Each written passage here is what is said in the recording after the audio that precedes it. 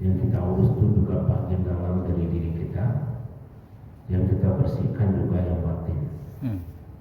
Itulah tugas kita dalam hidup. Yang kita sayangi bukan yang nampak ini saja, tapi yang kita sayangi bagian batin dari diri. Tapi kadang-kadang banyak kita ini tidak adil. Tidak adil itu maksudnya adalah tidak seimbang ataupun tidak berimbang perhatian kasih sayang kita terhadap diri kita.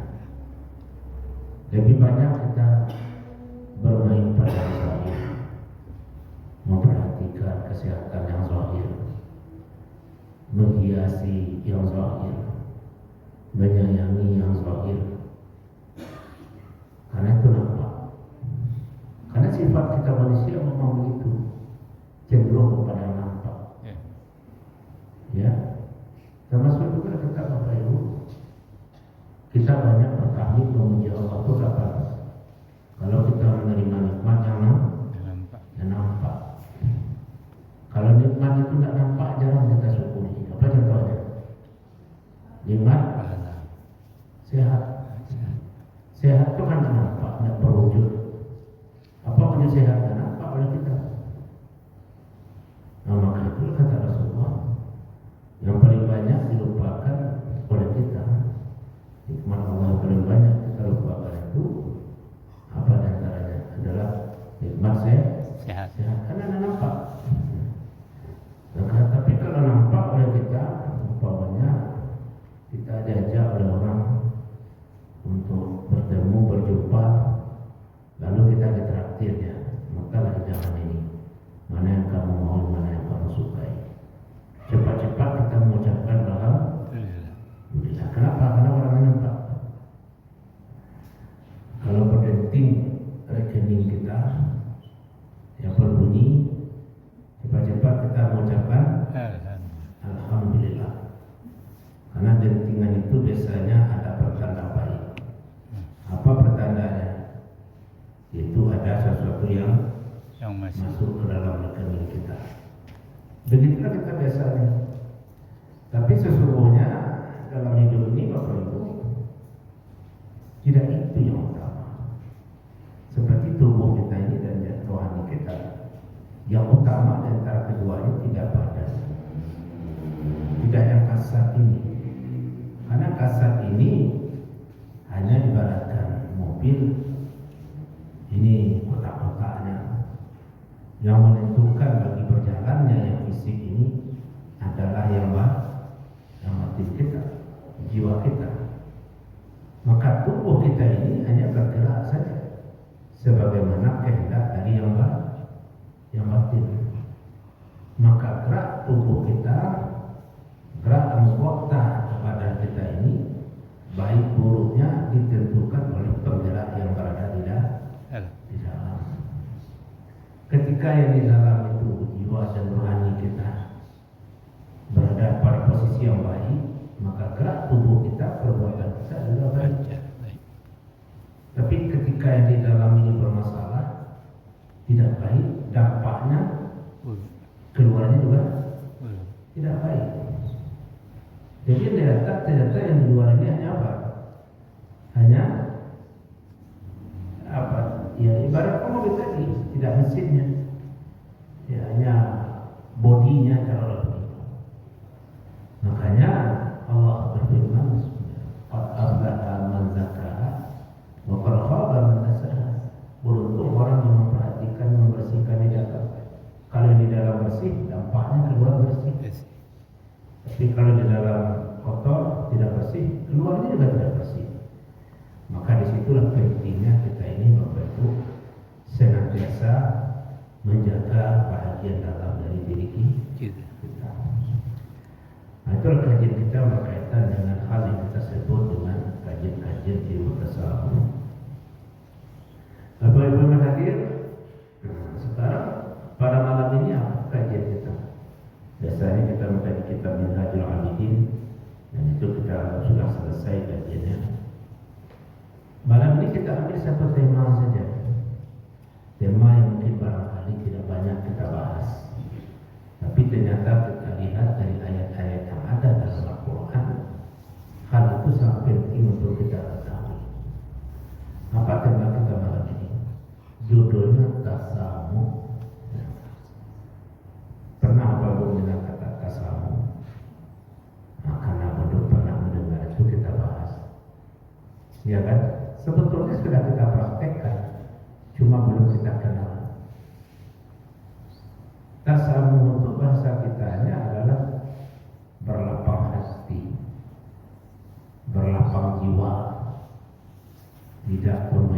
tidak pemarah. Kalau kepada orang lain dia bertoleransi. Katanya itu tasamuh itu sikap diri kita, yaitu berlapang hati, menghargai dan bertoleransi. Kenapa ini kaji kita, Ustaz? Karena ini bagian daripada perintah Al-Quran. Salah satu hal penting dari Al-Quran itu Bapak Ibu adalah telah meletakkan dasar-dasar hubungan baik sesama kita. Al-Quran itu adalah kitab suci yang telah meletakkan dasar-dasar bagaimana kita hidup di tengah-tengah yang beragam dan berbeda. Nah, maka oleh sebab itu kita kaji tasamuh ini semoga kita bisa hidup dalam kedamaian dan ketentraman. Seperti kita sebutkan tadi, tasamuh itu adalah sikap diri kita. Sikap diri kita. Itu sikapnya adalah bagaimana kita hidup selalu berupaya menghargai orang lain, walaupun orang lain itu berbeda dengan kita. Berupaya bertoleransi jika ada sesuatu yang tidak sama dengan kita. Ya. Berupaya menghormati kalaupun itu tidak sesuai dengan kita. Tapi tidak bermaksud kita ikut di dalamnya. Tidak begitu. Ya. Kita kaji ini maksudnya. Pertama, kenapa sikap tasamuh itu penting kita tegakkan? Karena begini Bapak Ibu, kita di dalam hidup ini satu hal yang tidak kita bisa pungkiri, kita itu pasti berbeda. Iya tak? Dimana dasarnya Ustaz bahwa kita hidup di atas dunia ini pasti berbeda-beda. Lihatlah surat Al-Hujurat, surat yang ke-49. Ya. Ayat berapa? Ayat yang ke-13. Apa bunyi ayatnya Bapak Ibu? A'udzubillahi minasyaitonir rajim. Bismillahirrahmanirrahim. Ya ayyuhan nasu inna khalaqnakum min dzakarin wa unsa wa ja'alnakum syu'uban wa qabaila lita'arafu. Inna akramakum 'indallahi atqakum. Innallaha 'alimun khabir. Ayat ke-13 dari surat Al-Hujurat. Apa artinya? Wahai manusia. Siapa yang disuruh itu? Kita saja atau semua? Semua. Wahai manusia. Sesungguhnya kami telah menciptakan kalian dari seorang lelaki dan perempuan. Maksudnya kami itu siapa itu? Allah. Kenapa Allah berkami? Kami di sana lita'uzim. Lita'uzim itu apa artinya Pak Ibu? Untuk menggambarkan kemahabesaran. Bukan jumlah itu. Jumlahnya ahad satu, tapi Allah menyebut kami menggambarkan kemahabesarannya. Sesungguhnya kami telah menciptakan kalian dari seorang laki-laki dan seorang perempuan. Bin Zakari wa Unsa. Nah, siapa itu? Keturunan siapa kita ini semua? Adam. Itu keturunan dari seorang laki-laki dan seorang perempuan. Adam dan Hawa. Jadi Al-Quran membawa kita yang banyak ini. Wahai manusia yang banyak ini, kalian itu semuanya dulu berasal dari Adam. Satu orang laki-laki, satu orang perempuan. Dan telah kami jadikan kalian menjadi syu'uban, bersuku-suku, berbangsa-bangsa dan bersuku-suku. Dari yang satu laki-laki, satu perempuan itu berkembang biak kita bawah. Sehingga kita menjadi ada berbangsa-bangsa dan bersuku-suku. Betul tak Bapak? Betul. Berapa bangsa di dunia ini? Oh banyak. Ya, banyak. Sukunya banyak sekali. Setiap bangsa itu ada sukunya. Kita saja di Minangkabau berapa suku kita? Berapa suku Mak? Banyak Om. Jawab paling gampang itu banyak. Dan jawab yang paling gampang banyak. Tapi banyaknya berapa? Ya pokoknya banyak. Ya, kalau kita sebutkan masing-masing kita macam-macam. Ya. Apalagi di Minang macam-macam nama suku. Ya, ada si Kumbang. Yang Kumbang saja pakai si di depannya, si Kumbang. Itu suku saya Bapak Ibu. Ada orang Kumbang sebab. Nah, Bu.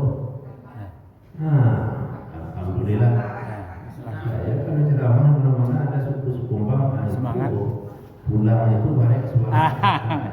Itu Betul kan? Ya. ada dua. Itu sekumbang pula. Ya. Jadi alhamdulillah jam kesana pun. Jadi ustaz sekumbang tapi kan sekumbang ada pernah mendengar pengajian. Saya kemarin dari aku bahagia sekali ya. Saya ceramah di Telakin. Ceramah lelaki datang jemaah. Dari mana nih Pak? Kami dari jalan travel. Dari mana Pak? Dari Parangpanjang ya. Di mana Parangpanjang pasar Baha? Sakampung di bawah Pak Islam. Jadi begitu Bapak Ibu. Jadi kita itu berbangsa-bangsa. Berbangsa itu macam-macam bangsa kita. Dan setiap bangsa itu memiliki karakter dan bentuk kultur yang berbeda. Ya, sama itu. Kulturnya berbeda, pokoknya berbeda semuanya. Nah, coba yang pergilah Bapak ini, mungkin Bapak dan Ibu saudara Bapak Ahmad pergi haji. Nah, ketika haji itu bagaimana bangsa? Satu bangsa ada. Macam-macam tak? Masih macam-macam. Ya, macam-macam. Itu satu hal yang tidak bisa kita pungkiri dari bangsanya, bangsa itu dari budayanya, ya macam-macam. Yang bersuku-suku dan setiap suku itu ada pula karakter masing-masing. Ya, tidak usah di dunia luas yang besar itu kita lihat. Dunia yang sempit saja kita di Minangkabau ini setiap suku itu lain modelnya. Nah, ada yang berada itu pakai telempong, ada yang berada itu pakai rawana, ada yang berada pakai kuda, ada yang berada pakai macam-macam. Ada yang kalau berada itu pakai apa di sini?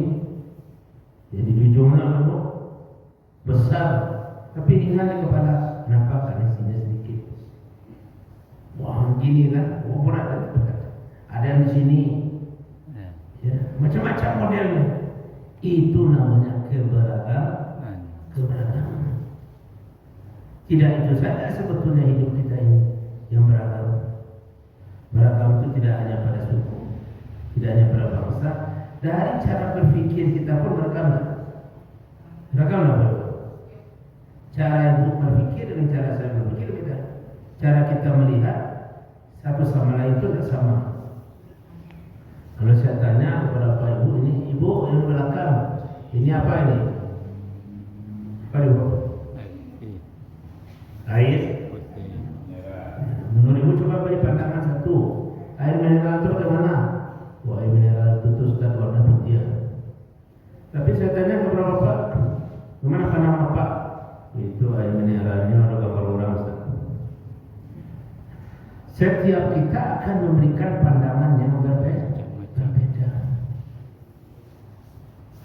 Kalau ada Bapak ini mengatakan itu air mineral, Ustaz, itu ada gambar, salah tak? Tidak salah karena yang dilihat oleh Bapak ini. Tapi Ibu melihat itu air mineral, Ustaz, airnya bening, tidak salah. Ya, tidak salah, tidak salah. Yang salah itu apa? Kalau kita dalam menilai satu seperti orang buta. Ditanya tentang gajah.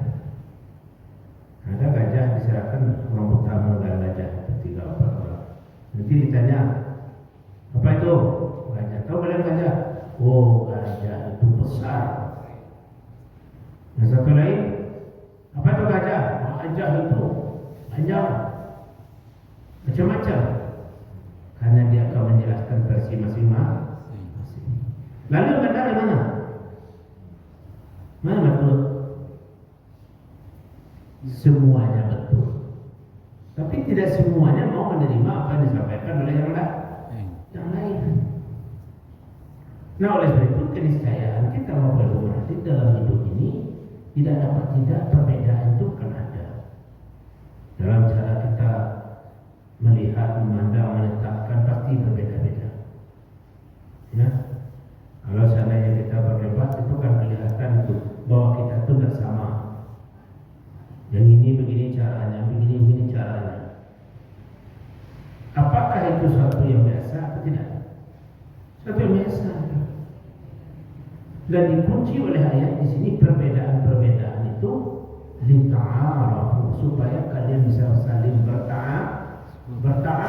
saling kenal mengenal, saling mengenal satu sama lain, bukan saling untuk tidak mengenal. Kita di sini Bapak Ibu dekat-dekat rumah yang berdekatan di sini. Satu bentuk, satu warna, kita berbeda artinya. Berbeda sukunya kan, berbeda asalnya. Apakah kita sudah saling kenal satu sama lain? Kalau sudah kenal kita satu sama lain, berarti itu sudah bagus. Tapi ada orang berdekatan tidak pernah kenal-kenal, ya, tidak pernah kenal-kenal. Satu masjid, satu kali sama datang sama pulang. Begitu ditanya siapa tadi, nggak tahu dia. Udah lama di satu masjid, ya kan? Sudah lama di satu masjid. Nah, padahal kita seharusnya sudah saling mengenal. Inna akramakum indallahi atqakum. Di antara kita berbeda-beda itu, kata Allah, sesungguhnya mulia-mulia kamu di sisi Allah adalah siapa yang paling bertakwa. Jadi perbedaan kita masing-masing itu di antara kita yang paling bernilai tinggi itu adalah ketakwaan.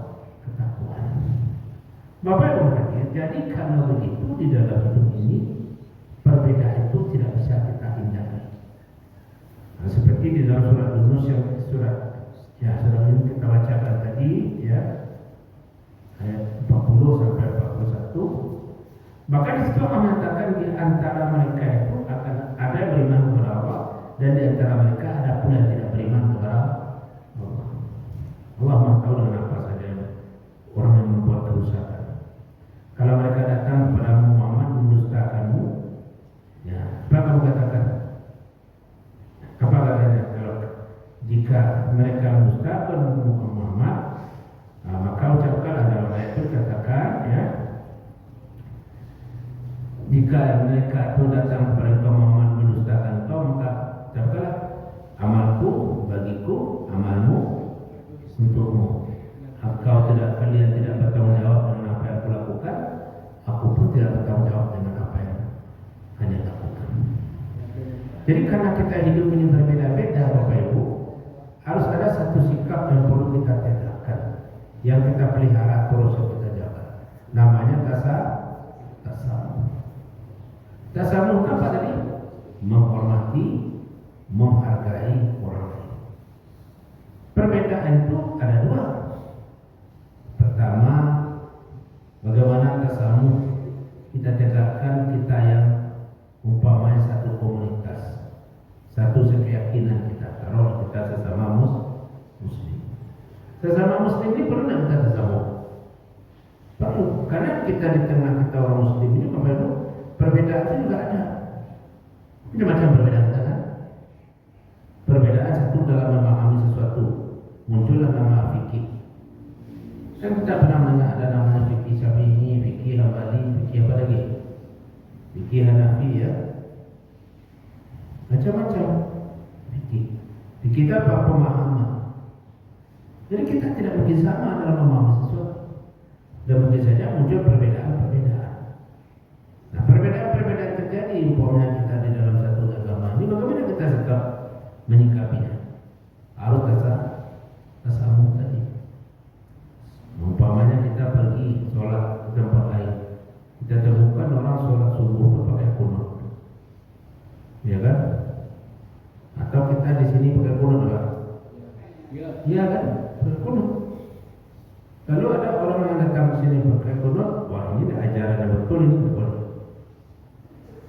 Atau kita pula pergi ke tempat orang, ketika subuh, Allahu Akbar, tidak ada dia kunut langsung, dia sujud. Yang belum kita marah. Kenapa berbeda? Karena dalilnya ada. Karena dalam agama itu ada namanya tanawu'ul ibadah, keberagaman praktek sebuah ibadah. Keberagaman itu boleh selagi ada dalilnya. Jadi ada yang kunut, ada yang tidak kunut, keduanya sama-sama benar. Kenapa kita kunut? Karena Nabi pernah mempraktekkan. Ya, sholat itu sunnah. Kenapa Nabi praktekkan? Karena ketika itu berada dalam keadaan tidak aman, tidak nyaman. Pokoknya belum kondusif bahasa sekarang. Kalau kita lakukan itu terus, tidak masalah.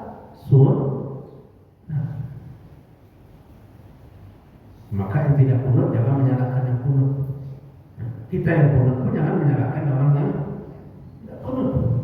Ini tidak benar sholatnya. Dia tidak kunut. Dia mengamalkan syariat juga itu. Sama juga kita mengamalkan.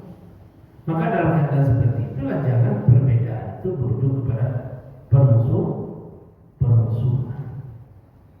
Ya, permusuhan. Banyak apa itu kalau kita lihat ya, kita seagama saja banyak. Umpama saja di awal Ramadan ada yang menggunakan hisab, ada ru'yat, tiga yang lainnya. Yang penting kita berpegang dengan satu yang kita yakin, tidak masalah. Yang masalah apa? Kalau dia ikut puasa, itu baru masalah. Oh saya meyakini ini sudah dihitungan saya sudah masuk 1 Ramadan. Pegang itu. Kali ini nyatakan dulu pegang itu. Jangan mengambil yang enak-enak. Kau puasa nak ambil, kau rayu ambil dan capek. Ada dah boleh tu. Lepas tu apa? Ada apa sudah. Ambil sehari. Tapi begitu mau lebaran, harga capek sehari. Tak boleh. Itu namanya taufik, mengadu-adu hukum namanya itu. Maka perlu kita konsisten di situ. Ya. Jadi perbedaan di antara kita seagama itu bisa muncul. Ya, muncul. Tidak salah contoh saja dalam melaksanakan sholat tarawih. Ada kita yang sholat tarawih itu berdasarkan hadis Aisyah. Aisyah mengatakan kun melihat Nabi tidak lebih daripada rakaat tambah witir. Tapi sahabat melakukannya lebih karena Nabi tidak ada melarang. Maka ada sahabat yang sholat tarawihnya 20 rakaat, tambah witirnya 3, maka konon ada sampai 36. Ya. Jadi berbeda-beda kita memahami. Nah, perbedaan dalam memahaminya seperti itu hendaknya jangan sampai berujung kepada konflik. Jangan ini pendapat ini salah, ini pendapat ini salah ini. Kalau ada yang tidak tepat, tidak sesuai dengan dalil, apa yang kita gunakan? Berita, ini dalilnya yang lebih kuat, ini dalilnya yang lebih kuat. Begitu kita. Jangan kita hanya menyalahkan tanpa menunjukkan mana yang benar. Ya. Suatu ketika sholat subuh, ada jemaah yang berdiri. Sudah selesai imam berdiri dia. Saya lihat itu. Sholat dia lagi. Adakah sholat sunat setelah sholat subuh? Tidak, berdiri dia. Lalu ada saja jemaah yang langsung memukul mes-mes, sesak, nanti dipoin. Padahal dia baru belajar sholat berjemaah, jadi dia belum mengerti. Karena dalam agama ini kan bertahap, ada yang sudah matang beragamanya, karena tinggi ilmunya. Baru ada yang tengah, middle, ada yang baru pemula, bisa saja. Jadi kalau kita lihat dalam kaji, dia mengamalkan 1 kali, 2 kali, baru kita luruskan. Istri saya saja kemarin melapor. Dia jemaah sholat. Lain itu cara berdoa. Cara berdoa aja sih. Kecilnya kalau berdoa kok bertahap kepala bagian atas itu dulu. Bagian atas jadi muka, kepala, telinga, aku baru bagian ke bawah nih, baru tangan. Sudah itu berdoa ke kaki. Saya ketawa saja. Jangan salahkan dia. Nanti saya sampaikan kajinya di masjid. Kalau banyak ibu orang, ada juga ibu. Mungkin ketika itu ditanya, apa itu caranya melakukan? Wah, aku menampilkan dulu mulai itu aja. Nah, mungkin yang menerima kaji sambil mengantuk. Aku mau kalau kaji itu ibunya sambil mengantuk, salah kaji. Ya enggak? Tapi itu nyata. Apa yang harus kita lakukan? Jangan salahkan apa? Adinun nasihat. Agama itu nasihat. Kasih tahu ini yang benarnya. Saya jadi gading itu udah lama, macam-macam pakai jemaah. Waktu dulu waktu sanawiyah, sampai sanawiyah itu ada jadi imam tuh. Itu ada jemaah itu kalau bertukar saja model kopiah itu ulang sholat balik. Ada istrinya. Pulang kita di sekolah tentu kadang tidak pakai peci, tentu jadi diulang lagi sholatnya. Dasar sholat mana ada itu. Tapi apa kita akan katakan ibu haram, muni neraka, tidak pernah melakukan. Tidak bisa begitu. Jangankan begitu, ini peci hitam dipakai saja peci Aceh, langsung bakal sholat. Kan belum peci Aceh. Kalau peci Aceh itu pakai gambar sini apa ya? Pakai lecong kan? Itu adalah mau. Namun kalau sholat kalau imam ini ada pecian, pian pakai itu. Sampai begitu kan? Tapi kita harus sabar menghadapi itu pelan-pelan. Kalau ada yang berbeda di antara kita, sudah ada caranya Allah. Ud'u ila sabili rabbika bil hikmati wal mau'izatil hasanati wajadilhum billati hiya. Bawalah mereka ke jalan Tuhan. Jalan Tuhan itu mana? Jalan kebenaran. Salah dia keliru dia bawanya. Jangan kita biarkan. Kalau kita biarkan salah berarti seperti dia berada di pinggir jurang, sudah mau jatuh kan dia tidak ada. Nah, berarti kita mau nanya aja kan? Bahwa cuma membawa itu boleh cara bil hikmah. Bil hikmah itu apa hikmah? Hikmah itu dengan nilai-nilai yang tidak menjadikan dia lari dari apa kita ajar. Ya, jadi begitu hikmah itu. Kalau hikmah itu yang paling gampangnya kita menerjemahkannya seperti Pertamina. Apa itu? Seperti membunuh ular di dalam benih. Ular mati, benih tak tidak. Caranya yang kita ajak itu dia tidak tersakiti dengan ajakan kita, dan dia berubah.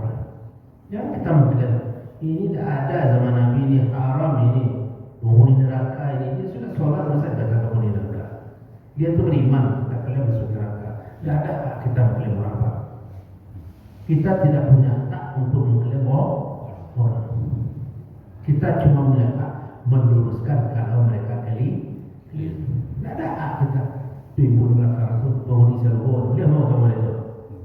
Dia berceramah kemarin hadir dari aku penghuni serbo, dia mau sama. Tidak ada hak betul. Hak Allah itu, jangan kita ambil hak Allah itu. Ya, kita klaim-klaim orang lain. Kalau salah kita duduk, kita bawa bil hikmah. Hikmah itu dengan cara yang pelan, sopan, santun, bijaksana. Bijak, jangan bijak sedikit aja. Kalau bijaksana itu ternyata bijaksana. Ya, bijaksana. Maka oleh sebab itu Allah mengatakan kalau engkau kasar kepada mereka Muhammad, lalu infaqtu min hawlik, mereka akan lari darimu. Kasar. Jadi kalau kita kasar, orang lari dari kita. Walaupun yang kita sampaikan itu benar, tapi kalau kita dengan cara yang kasar, dakwah kita itulah lari deh. Kemudian apa? Wa mau'izatil hasanah. Pengajaran yang baik, mau'izah. Ajak dia berpikir, kalau ini yang kamu lakukan, ini dampaknya, ini tidak baik. Wajadilhum billati hiya. Debatlah mereka dengan cara yang ahsan, yang lebih baik, jangan lebih buruk. Boleh kita berdebat, tapi ada etikanya. Apa etikanya? La yaskhar qaumun min qaumin. Jangan kalian saling memperolok satu sama lain. Nah, itu adalah paham. Imam ngaji dulu di Mas'ur, ada perlu sebut itu. Tidak perlu. Ilmu orang itu ibarat laut, tidak tahu kita dalamnya berapa. Ya nak? Bapak membuang buah saja. Jangan kilo bapak nak paham. Banyak yang setiap orang bohong. Banyak yang tak paham. Banyak yang tak paham, dan disabui pak yang tak paham, dia disabui pak. Tidak bisa. Oh, mentang-mentang saya Ustaz, jangan sejemaah mana tahu. Jemaah kan lebih banyak bacaan daripada Ustaz. Ustaz sih mengatakan nazar yang sampai ini. Kenapa? Oh, jemaah apa? Buka ini. Betul tak, Bu? Ya kan? Hebat-hebat jemaah. Jadi seorang Ustaz, jangan mengira dia sudah hebat betul enggak? Begitu. Jadi perlu kita mengadakan kesan di antara kita bersama kita. Itu yang, dan itu yang ditunjukkan oleh ulama-ulama terdahulu. Contoh saja Buya Mutar, kita kenal Buya Mutar.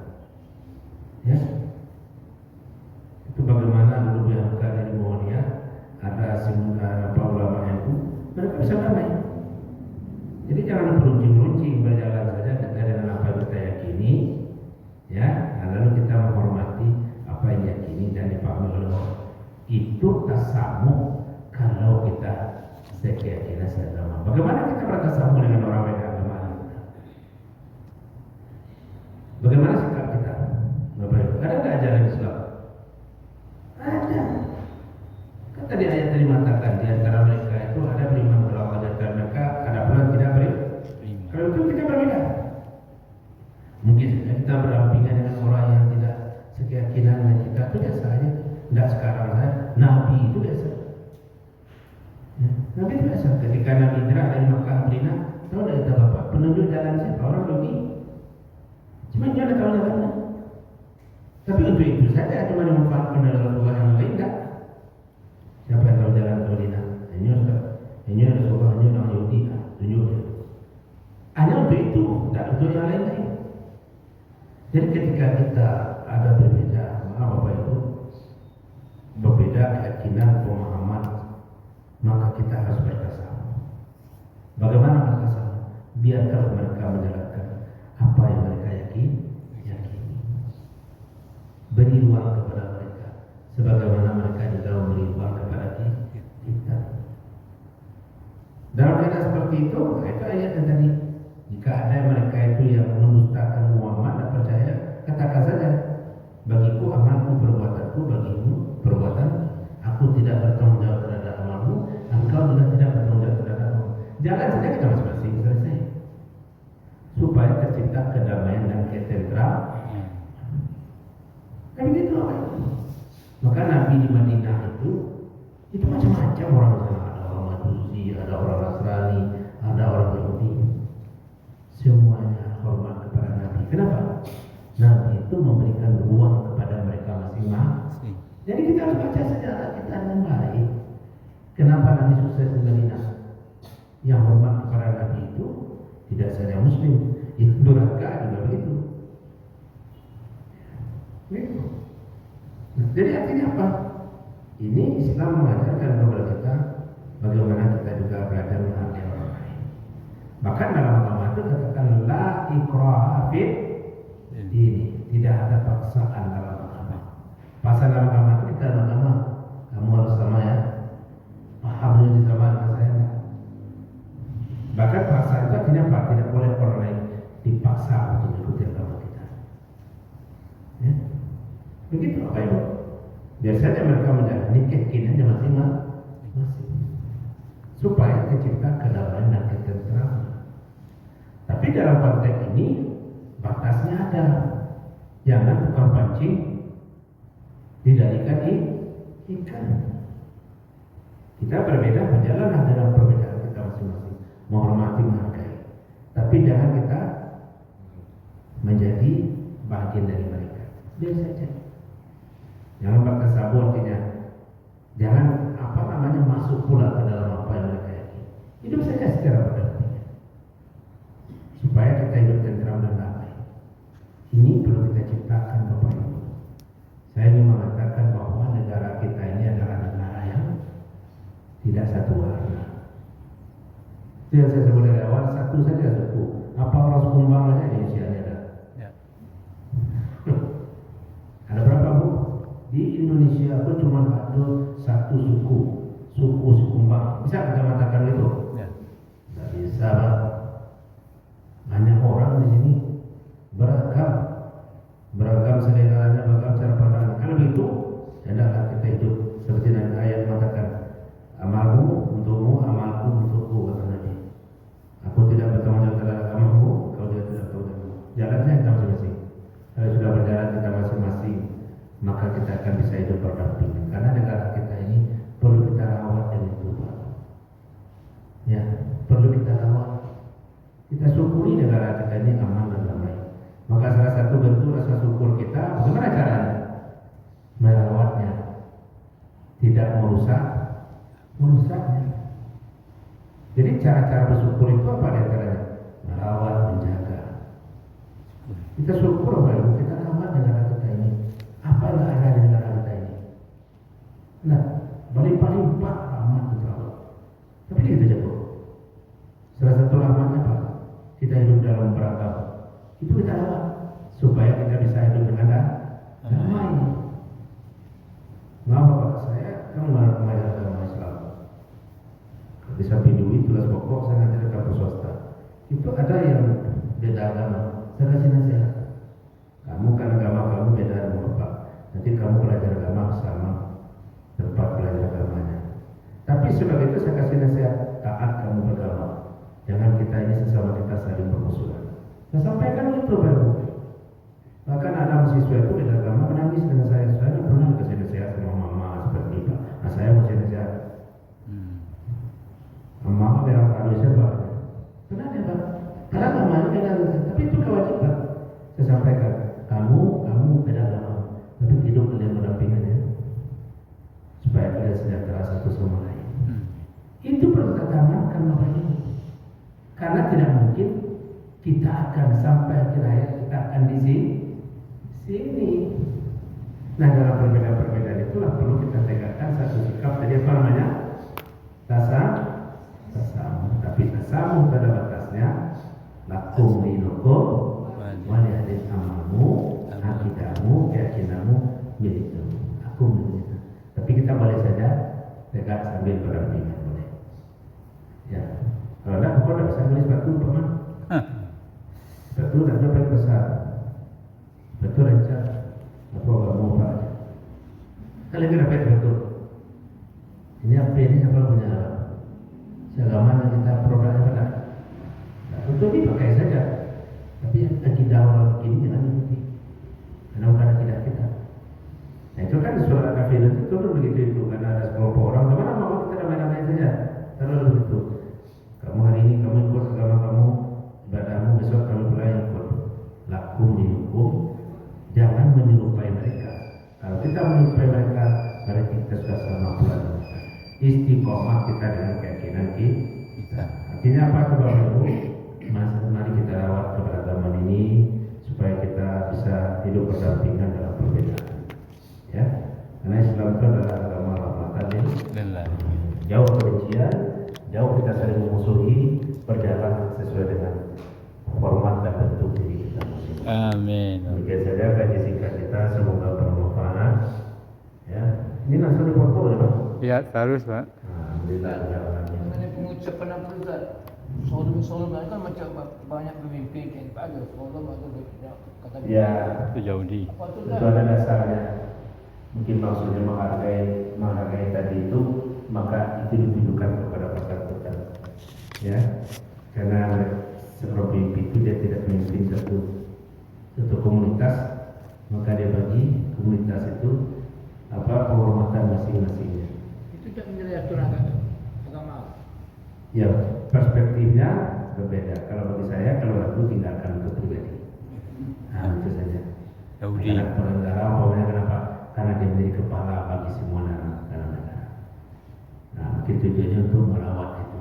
Kalau kita ragu, tentu diri kita tinggalkan saja. Demikianlah Bapak Ibu Raden, masih ada? Bisa diwakilkan kepada orang lain kan? Kalau saya ragu, saya tinggalkan saja Pak. Begitu saya itu jalan penutupnya. Nah, jadi cara pasangnya berbeda. Yahudi. Demikian saja, semoga bermanfaat. Semoga kita negara kita ini Bapak Ibu selalu dalam lindungan. Amin. Bersyukurlah kita jadi rakyat Indonesia ini. Amin. Cuma kita tidak bersyukur. Apa yang ada? Orang di luar negara itu harus 1 tahun 2 tahun mandi. Saya cek di YouTube ada satu negeri itu tidak ada mandi dulu, tidak ada air. Nah, jadi gigi kalau punya masalah olahnya, tapi tidak boleh mandi, mana tidak ada masalahnya. Dia sama nak mandi. Tidak ada macam bau kan? Oh, baunya enggak. Semuanya bau kan? Iya. Negara kita ini Bapak Syukur. luar biasa, luar biasa. Ya, oleh sebab itu kita rawat dengan baik. Salah satu rahmat itu berbeda Bukan dinikmati oleh orang sekitar orang. Nah, itu persoalan lain. Ada air. Pandai-pandainya gitu. Assalamualaikum warahmatullahi wabarakatuh. Ada air pun jadi dia nggak mandi Pak. Iya. Ya, orang bule itu ada mandi itu. Ada air nggak mandi kan? Itu orang bule.